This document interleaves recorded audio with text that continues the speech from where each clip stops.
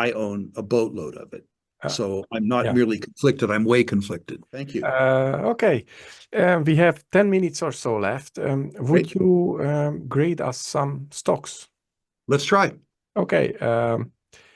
First, Majestic Silver. And if you have a short opinion about the Uh, Gatos First deal. Majestic Silver, I have as a 6, Six. which is a very weak hold. Despite that, I own a little.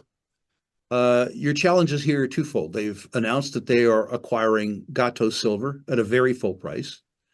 My suspicion is that some of the Gatos Silver holders who were holding it for a takeover will sell it now that the takeover has occurred, or they will sell the First Majestic shares that they receive for their Gatos shares. So there's a natural seller rather than a natural buyer. The second thing is, of course, consistent with the last time we talked, which is the fact that First Majestic needs to turn around Jarrett Canyon. They have done a wonderful job at San Dimas and other places, buying large capital-starved mines, putting the capital into them, and making them stupidly profitable. They have not yet accomplished that at Jarrett Canyon. That's probably a $50 or $60 million spend.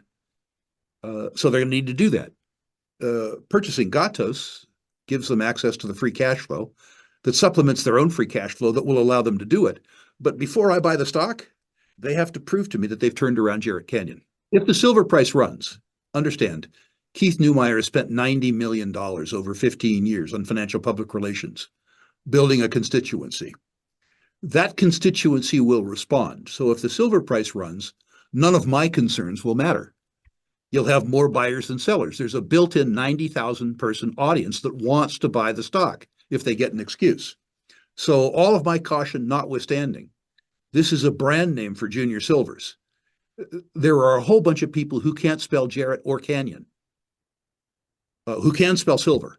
Yeah, And if the and silver price runs, Majestic. you're going to see this stock go on an absolute tear, irrespective of my concerns. Yeah, the marketing was great. Okay. LUCA Mining. I have LUCA Mining as a 5. I like a lot about LUCA Mining. I know some of the people involved in the company, including the chairman. I know a couple of the directors. I don't like small mines. And LUCA has two mines that are, to me, problematically small. One of them, I think, can get bigger. Notice I said can, not will. So I have LUCA as a 5. Yeah, The free cash flow that they talk about in the out years is still in the out years. They tell a wonderful story, but they have to deliver it to me. Again, despite my reservations, I'm long. Yeah. Okay. Yeah, I hope they can do it. And in one sentence, what is your opinion about mining in Mexico? Now the news are very bad. The PR is very bad. Yeah, so I like it more. The Mexican stocks have sold off a lot because investors don't understand what the Mexican government said.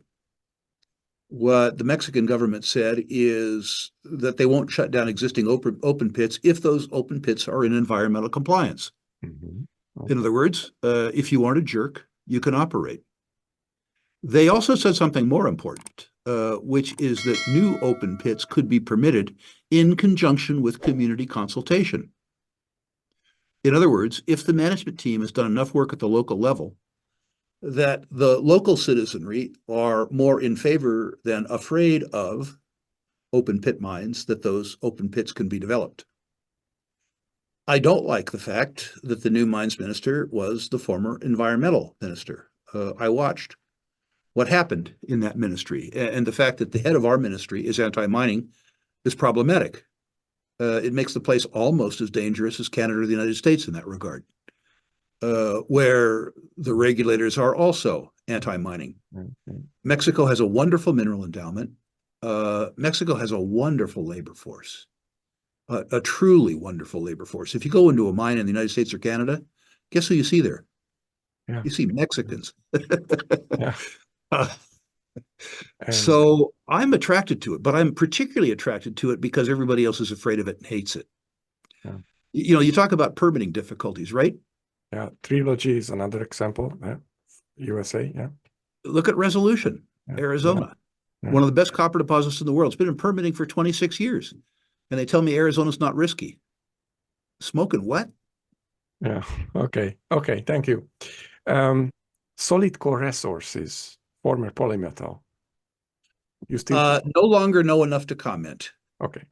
I was concerned about the grade, concerned about the metallurgy, concerned about the upfront capital cost, and in love with the size.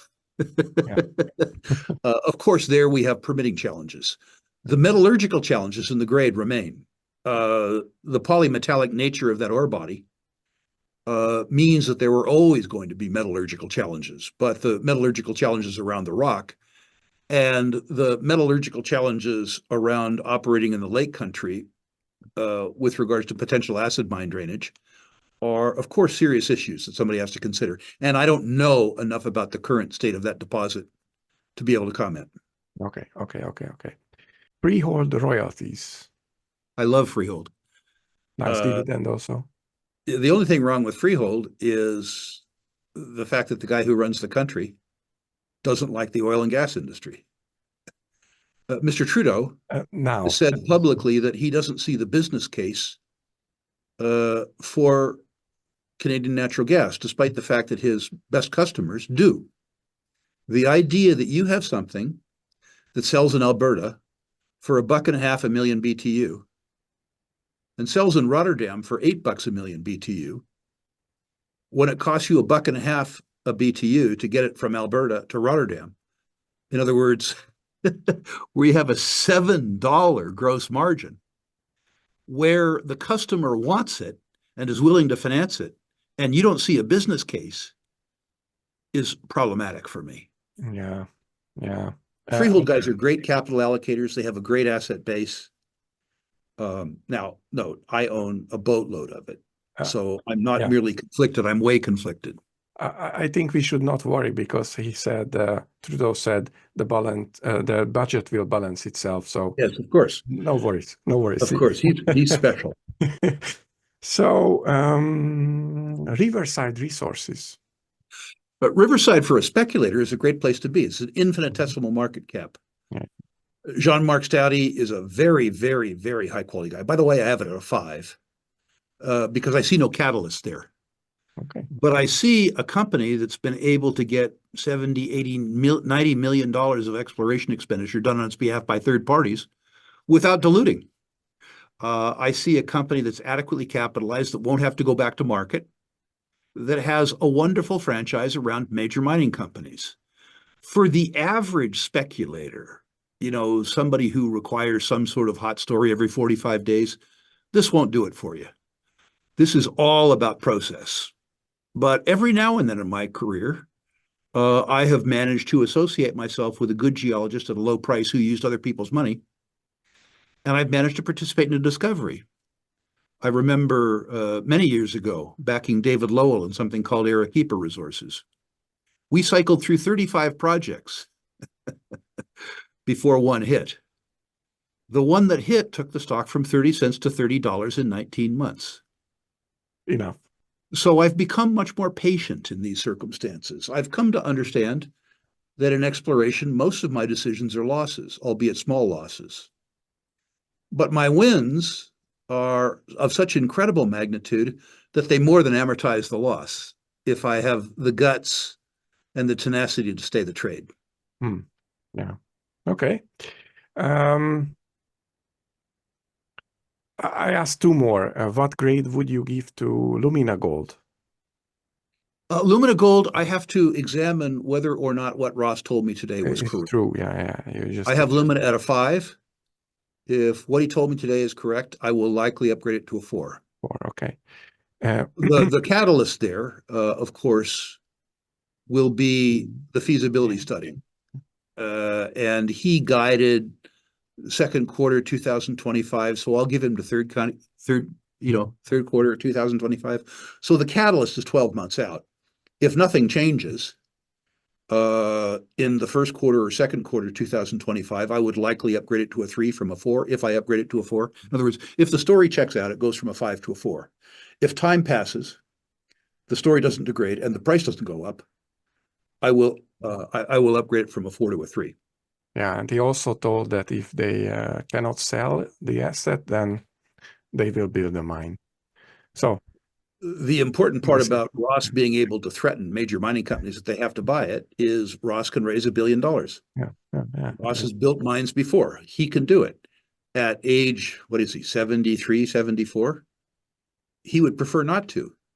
He would prefer to sell this to a major mining company, take his profit and drive on. But when he makes the threat to build something, it's a credible threat. He and his team have built a lot of mines, including coming off one just right now that was $1.2 billion build.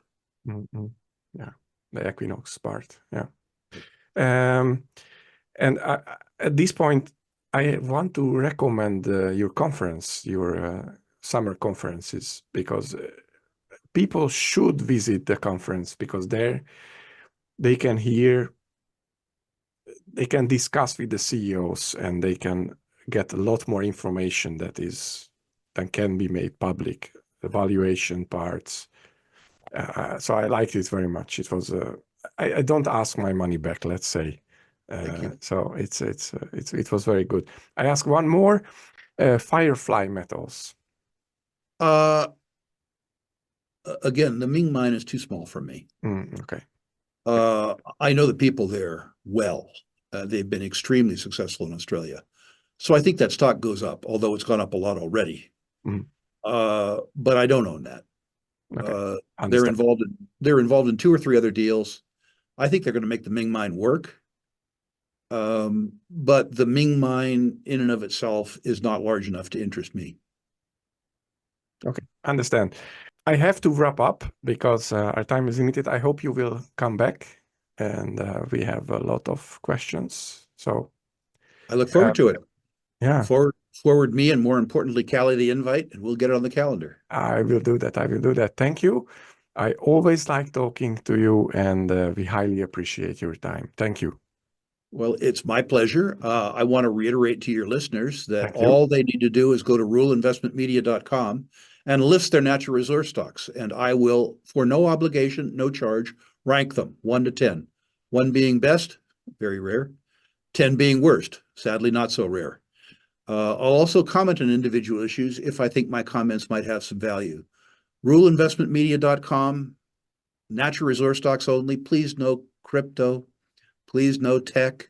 Please no pot, no psilocybin. Don't tempt me. Natural resources only. Okay. I wanted to ask that as well. And what else should I put to the description below? Or that link? I think that'll work for people who are interested in deep dives. We're doing a deep dive on tier 1 deposits. Yeah. And I think that'll be very interesting, but it's not for tourists. It's for people who are real, sincere investors and speculators. You know our deep dives, our boot camps. They're 8-hour-long presentations. They are not entertaining. They're very dense. They are for people who are really serious about investing in speculation. Like every other investment education product I've offered up in the last 28 years, if you come and you don't feel that you got your $99 worth, I'll give you your money back. Full refund, no problem. People seldom do it, but that's because we deliver value. I follow those as well, and usually I have to watch the tapes 2-3 times again because it's so much value. It's so dense. It's critical that you do that. I put those on, and I have to rewatch the tapes. Yeah. I just replayed the private placement boot camp, and I gave the boot camp. Yeah. Okay. It's a great point to finish, I think. Thank you very much again. And we hope to see you back soon. I look forward to it. Okay, thank you. Goodbye.